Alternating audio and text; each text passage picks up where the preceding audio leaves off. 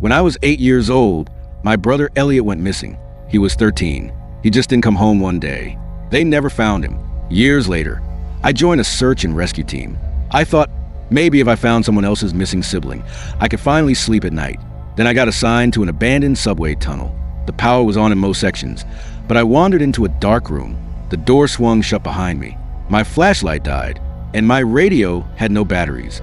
But I was still hearing a voice, and that voice said something my brother used to say. I don't think you ever truly come to terms with someone disappearing. Last thing Elliot said to me was, "Later, Gator," just a normal goodbye. Then he was gone. I got really into puzzles and brain teasers after that. Not because it was fun, because leaving unsolved mysteries gave me this immense sense of dread. I had to know. I became a top student, joined the debate club, not out of passion, but because I hated not knowing. When I got older, I started volunteering for search and rescue parties. I figured if I couldn't find Elliot, maybe finding someone else's brother or sister was the second best thing. I'm in my early 30s now. You can forget a face. You can forget the hopes you had growing up, but you can't forget the feeling of your life taking a sudden left turn and never coming back. A couple years ago, I signed up for another search. A 17-year-old urban explorer had gone missing in an abandoned metro station on the outskirts of town. They restored power to that part of the tunnels. We were handed filtration masks, not GPS, because we were going underground. I was assigned to a maintenance tunnel, not the big station platform, just narrow hallways with no pipes installed, half-mounted doors, abandoned toolboxes. I was in a team of 4. We spread out. I came to an unusually long corridor that split in 3 directions. I took the rightmost path and found a heavy, almost black door. Cast iron. Security door, maybe. I called it in on the radio, then wrestled it open. Pitch black inside. The operator said, "Just stay within radio contact. Don't go so far you can't see the light." I entered the room. The room was small, low ceiling, no holes for cables or ventilation, completely isolated. I walked deeper. There was another corridor. My flashlight couldn't reach the end. It triggered a kind of vertigo. For a split second, it felt like the darkness was sucking me in. I turned to leave, and the door swung shut. Solid metal. No breeze. I grabbed the handle.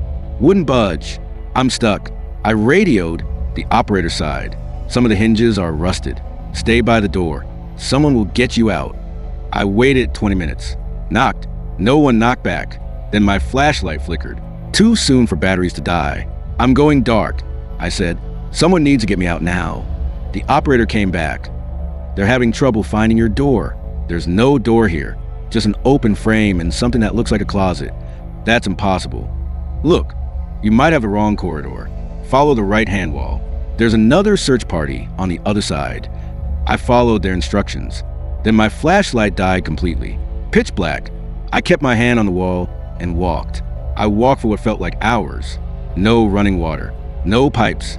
Just my own breathing. The concrete was smooth. So smooth I took off my gloves to feel it better. And I started imagining things. My childhood home had wallpaper like that. I pretended I was back there, sneaking to the bathroom at night. Then the radio crackled. A voice. Not the operator. Someone else. "There's a way out, you know." I told myself I was hallucinating. Sensory deprivation. My brain filling in the blanks. The voice asked, "What do I sound like to you?" It was a man. Adult. Slight accent. Similar to mine.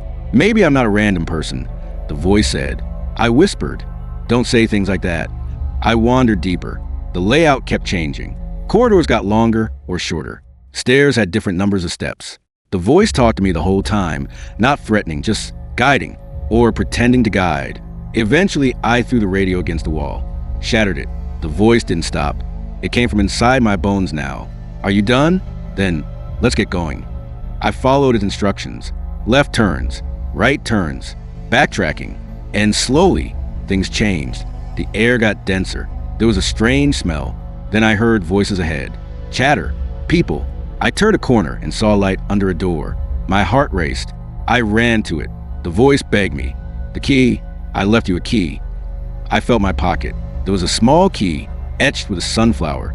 I'd found it earlier on the floor. Completely forgotten. "There is a way out," the voice said. "But this ain't it. I promise you. Don't go in." But people on the other side were calling to me. "Open the door. We found you." I put my hand on the handle. Then I stopped. Something felt wrong. I asked them to open the door from their side. They made excuses. It doesn't open from here. I can't hear you. I stepped back. The light vanished. The voices stopped. The door was just a dark rectangle. What do? I whispered. The voice said, "Go the other way, and don't stop for nothing." I turned and ran. Behind me, the door creaked open. I heard wet skin slapping concrete. Something stumbling after me. The hallway changed. Concrete turned soft, then sludgy, like raw chicken. The floor rolled. The walls breathed. I climbed a ladder that wasn't there. I fell. I crawled. All the while, something was coming. I reached a dead end, a slimy membrane. I cut through it with scissors from my first aid kit. The tunnel screamed. Not sound, but movement, convulsion, heat. I fell through into another hallway. At the end, a door, chained. "The key," the voice said. "Now." I slotted the key into the lock. Turned. The chain fell. I swung the door open and looked back just before closing it. I saw something. Milk-white skin. Atrophied eyes. A mouth like an invertebrate predator. I slammed the door. I was in a lit corridor now. The voice was faint, scratchy. "Just keep going. Not far. You got it from here." "What about you?" I asked. "Are you still in there?" A pause. Went the wrong way. I looked back at the door. The light was growing. "Is that you?" I said. "I mean, really you?" Another pause. Then the voice sighed and said, "It is what it is. Later, Gator."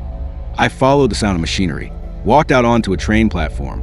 Early commuters saw me stumble out of a maintenance tunnel. I was delirious, dehydrated.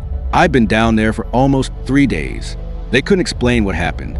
My clothes were covered in a mix of hydrochloric acid and potassium chloride, like diluted stomach acid.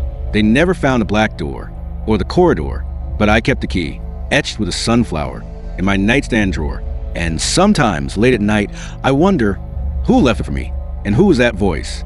Because my brother Elliot used to say, "Later, Gator," and he never came back. That story was posted on Reddit's r/nosleep. Real or fiction? You tell me.